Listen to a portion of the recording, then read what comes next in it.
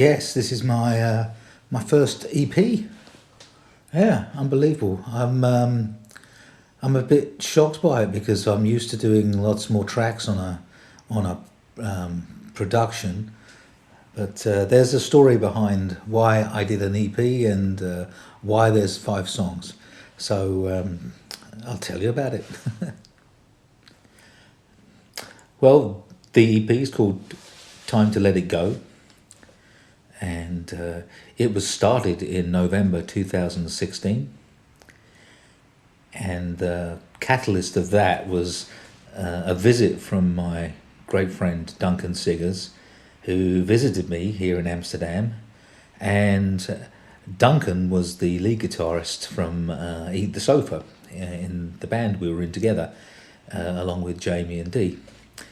And we hadn't seen each other for a long time. And it was so nice to get together. And we did really what we always had done in the past, which was to play songs and talk and chat. And Duncan's a very funny guy. And we just laughed and had some fun. And we spent some time writing this song. I had this little tune, and it was great to put it together. And it was all about our times in Eat the Sofa, and we were fantasising about getting back together and how that would be and what sort of music we'd do. And this song, Time to Let It Go, was really the one that we thought, yeah, that would be a great track to bring into the set. So that's how it started. When he went back, I decided to record the song, which I did, and then Duncan sent me some artwork. I made a little, in using that video to make a cover of my project, which was going to be, a new album or release a song, whatever it was. I can't remember. Yeah, Time to Let It Go was the first track, and it really is a song, as I said, about the Eat the Sofa journey. We used a lot of the song titles in the third verse, as I remember, and I recorded it when Duncan went back. I recorded it on my little portable studio, and along with the several other songs. And then, of course, I had a problem with my studio when I put the wrong plug into the power socket, and that it very silently blew up my studio. And I'd only recorded a certain amount of songs, and those ones were the 5 songs that became the EP.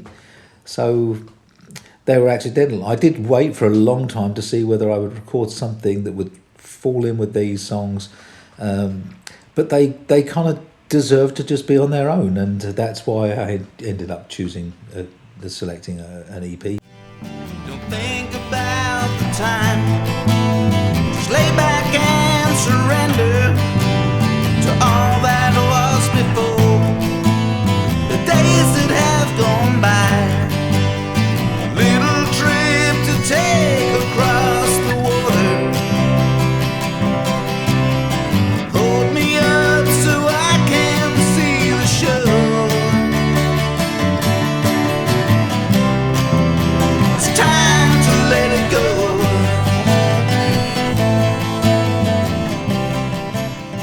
Yeah, the title track is Time to Let It Go. As I said, it was designed to be Eat the Sofa's comeback track.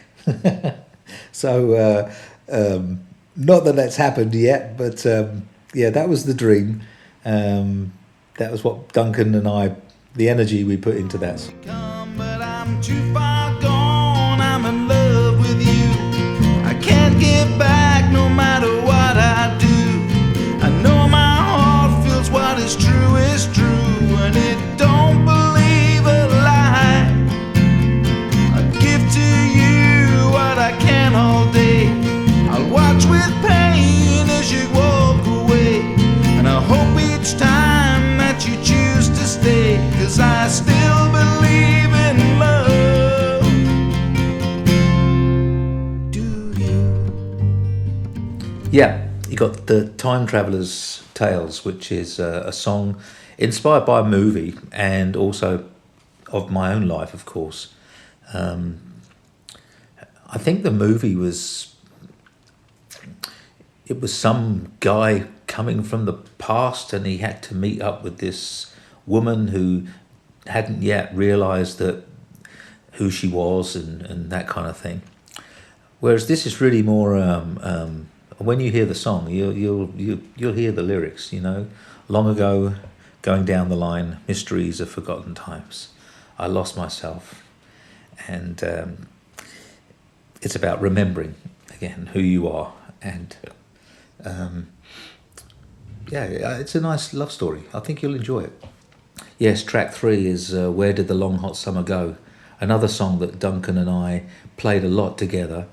I can't remember whether we did that in the Hometown Boys or in Eat the Sofa specifically, but we certainly did it in Off the Sofa, which was when we played acoustically as a duo, sometimes as a band, but mostly as a duo.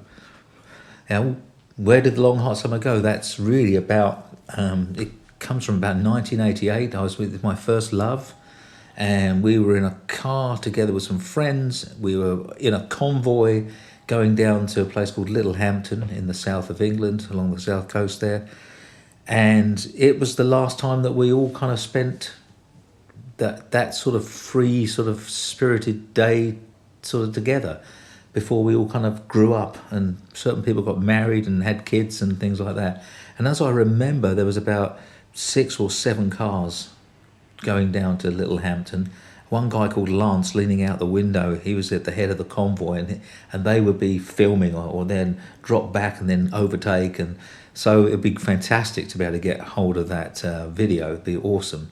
I think it was David Lana and Lance Kipping, they had the video, but so anybody knows them, wonder if their video would still be around. It'd be really cool to see it.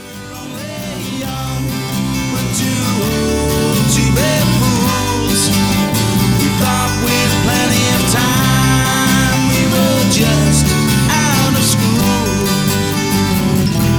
and all we wanted to be, we just wanted to be free. Whoa, to be free.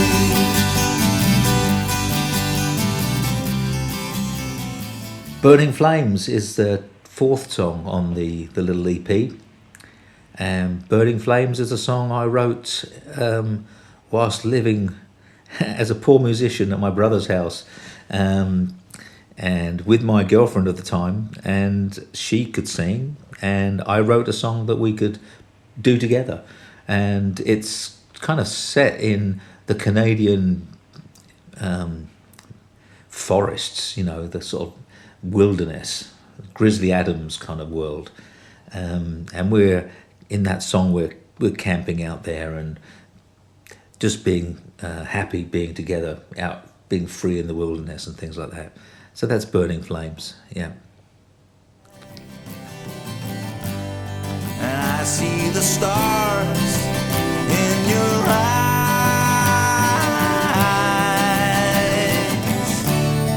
What made you cry? Was it the smoke in your eyes from watching the flames burning bright? But it felt like we were home in our world that night.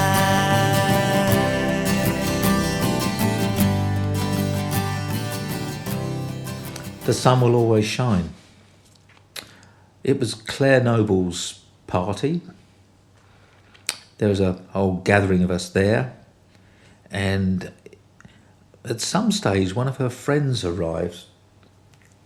The only thing I know about her, I think her name was Pippa, I believe, and she turned up. From my part, there was immediate, I thought, "Ooh, she's nice." And so I got talking to her, but it didn't develop that way. In the end, we ended up spending the night together in the spare room upstairs, I remember, and we just cuddled. We didn't kiss or anything like that. It wasn't a romantic thing. It was just cuddling. And from that, I wrote this song called The Sun Will Always Shine, and it's about, well, inspired by that that sort of happening, where you're with someone who's, I don't know, they don't want to talk, they just want to be with you and they want to be quiet, and it's about time being allowed to pass in order for things to heal, rather than having to talk about things. You know, for some people it works. You know, they talk about it; it's very cathartic. But for this situation, it was no words are necessary. You just need someone to hold the space for you. You know, that's how I can put it. Yeah, it was a nice experience, and it's lovely when these little innocuous experiences somehow turn into songs that get put out there. Yeah, that's the fun of songwriting. Know your problems, and the more they say, the worse you feel.